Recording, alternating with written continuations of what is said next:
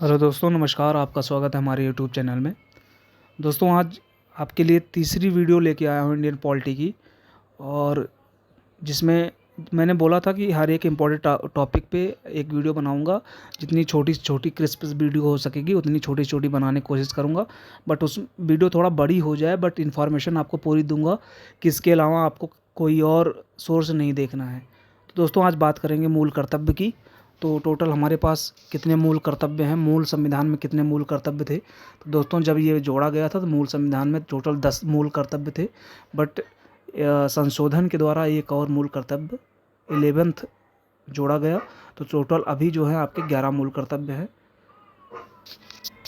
तो दोस्तों, आते हैं सीधे टॉपिक पे चलते हैं, और आपको ऐसे बताऊंगा ये पूरी तरह से याद हो जाएगा।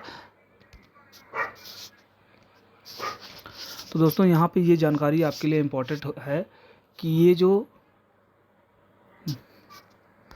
पहले जो संविधान बना था उसमें मूल कर्तव्य नहीं था। तो जब ये इमरजेंसी लगाई गई थी, इंदिरा गांधी के टाइम पे, तो उस टाइम पे मूल कर्तव्य बनाए गए थे। जैसा कि आप देख सकते हैं, 1975 में तत्कालीन प्रधानमंत्री इंदिरा गांधी द्वारा आपातकाल की घोषणा की गई।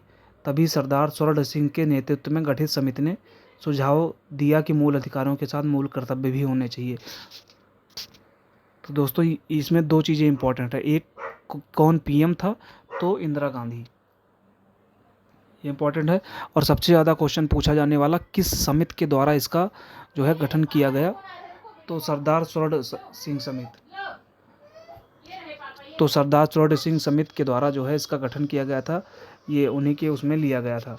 तो ये बहुत इंपॉर्टेंट है, ये पूछता है अधिकतर सवालों में जो है सवाल क्या क्वेश्चन में ये अधिकतर पूछा जाता है। आप कोई भी प्रीवियस ईयर पेपर उठा लीजिए। तो आगे चलते हैं, देखते हैं। ये जो आपका है ये मूल संविधान में नहीं था, तो इसको 42वें संविधान संशोधन 1976 के तहत जोड़ा गया था। तो भाग 4 जो है आपका, उसमें 4 का को जोड़ा गया था, और अनुच्छेद 51 का के अंतर्गत 10 मूल कर्तव्यों की सूची का समावेश किया गया था। भाग 4 मतलब आपका जो भाग 4 होगा वो आपका आ जाता है डीपीएसपी, राज्य के नीति निर्देशक तत्व। तो उसके बाद आपका जस्ट ये जोड़ा गया था 4 का 42वें संविधान संशोधन 1976 के तहत, और अनुच्छेद 51 का जोड़ा गया था, जिसमें आपके मूल कर्तव्यों की जो है मूल कर्तव्यों को समावेश किया गया था। ठीक है दोस्तों, तो ये याद करने लायक है। ये सारी चीज़ें इंपॉर्टेंट है, वही टॉपिक मैंने रखे हैं जो इंपॉर्टेंट है आपके लिए। दूसरा, आपका जो 11th फंडामेंटल ड्यूटी है, जो 11वां मूल कर्तव्य है, वो 86वें संविधान संशोधन 2002 के तहत जोड़ा गया था। ठीक है, तो ये इम्पोर्टेंट है।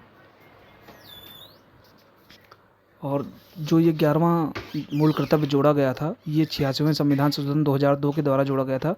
और इसमें क्या है वो भी अभी मैं आपको आगे बताऊंगा, सारे 11 मूल कर्तव्य। तो और एक बात इसमें और इम्पॉर्टेंट है कि ये जो लिया गया है मूल कर्तव्य, ये रूस से लिया गया है।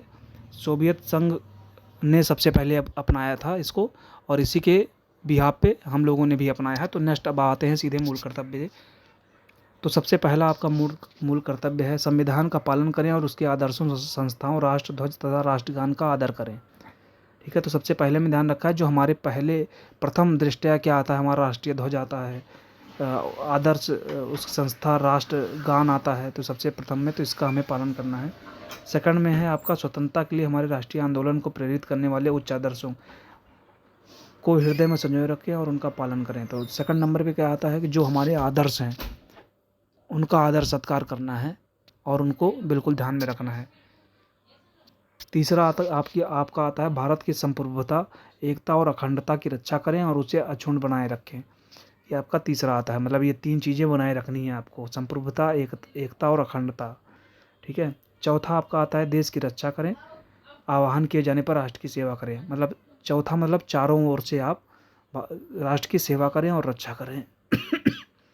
पांचवा है आपका, भारत के सभी लोगों में समरसता, समान भातृत्व की भावना का निर्माण करें, जो धर्म, भाषा और प्रदेश या वर्ग पर आधारित सभी भेदभाव से परे हो। ऐसी प्रथाओं का त्याग करें जो स्त्रियों के सम्मान के विरुद्ध है। ठीक है, तो पांचवा मतलब पांचों तरफ से जो भी है, चाहे स्त्री है, धर्म, भाषा या प्रदेश या किसी की तरह का भेदभाव नहीं करना है। ठीक है।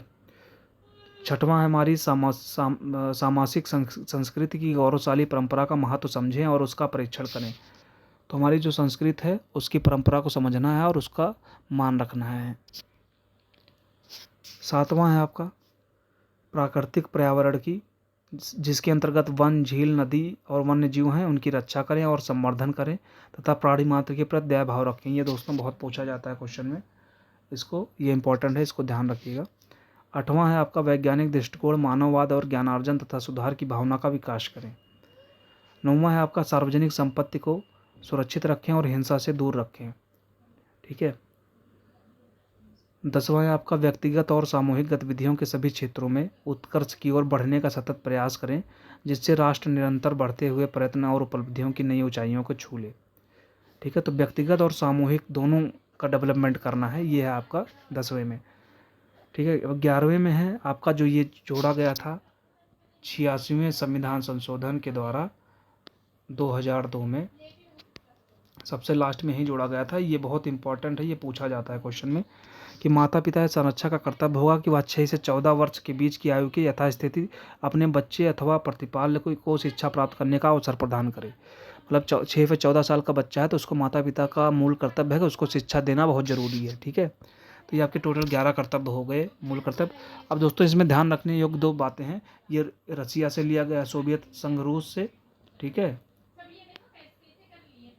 ठीक है, ये आपका हो गया। दूसरा आपका ये जो मूल कर्तव्य है ये 42वें संविधान संशोधन के द्वारा जोड़ा गया है। ठीक है, जो कि 1976 में जोड़ा गया। ठीक है, ये हो गया आपका। और नेक्स्ट है इस समय ये सरदार स्वर्ण सिंह समिति के द्वारा इसका जो है सुझाव दिया गया था, उन्हीं के द्वारा इसका निर्माण हुआ है। ठीक है। उसके बाद इसमें 11वां जो जोड़ा गया है वो 86वें संविधान संशोधन 2002 के द्वारा जोड़ा गया था। तो यही जानकारी थी दोस्तों। तो वीडियो अच्छी लगी हो तो प्लीज़ लाइक कीजिए, चैनल को सब्सक्राइब कीजिए। Thank you.